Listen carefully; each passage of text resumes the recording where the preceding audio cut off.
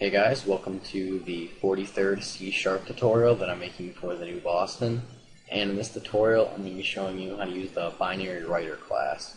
So all you're going to need for this tutorial is two buttons, an open button and a write button. Once you have those on your form, just double click on the write button. Alright, so we're under the open button. We're just going to want to have this code right here, and I've already showed you this before and taught you what it is, so just go back and watch my previous tutorials if you don't know what this is. And you're also going to need to be using the system.io namespace because the BinaryWriter class is in the system.io namespace. So now we can create a new instance of a BinaryWriter. So we're just going to do BinaryWriter and then give a name to your BinaryWriter. I'm just going to call it BW, and we can now set it equal to a new BinaryWriter.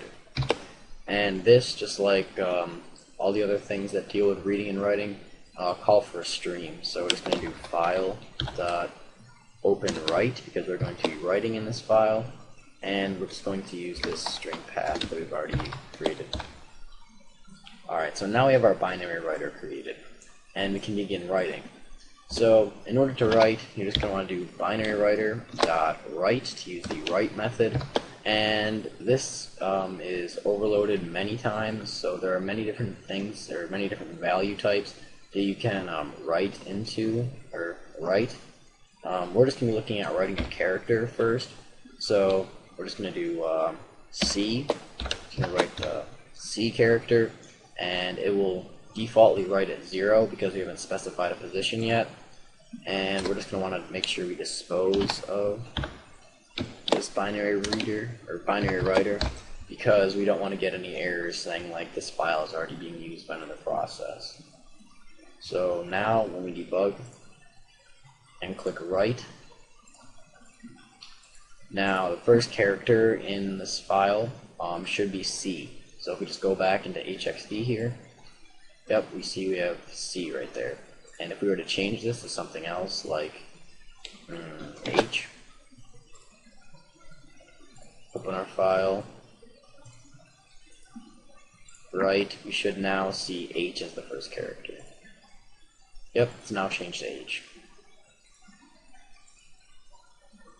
So there are many different things you can write in here. For example, if we wanted to write an int, we could do that, or a short, we could do that.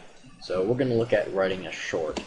So just like before, just like when it reads it, it will write it in the wrong direction. So if we were to just put 1 here, just write the value 1. Well, instead of putting 0, 1 right there, it's going to put 0, 1, and then it's going to put 0, 1, and then 0, 0 because it writes just like it reads from the right to the left. So in order to do that, we're going to have to reverse it. So in order to do that, we're just going to first have to create a new byte array, call it buffer, and set it equal to 1. Well, we're going to have to use the bit converter to convert this 1 right here into a byte array. So we're going to do .getBytes, and we're first going to create a short, and we'll just call it myShort, and we'll set it equal to 1 because that is the value that we want to write, and then we're just going to get the bytes from our short. So now this buffer right here will contain just 0 and then 1. Well, we're going to have to flip it so that it will write it in the correct direction.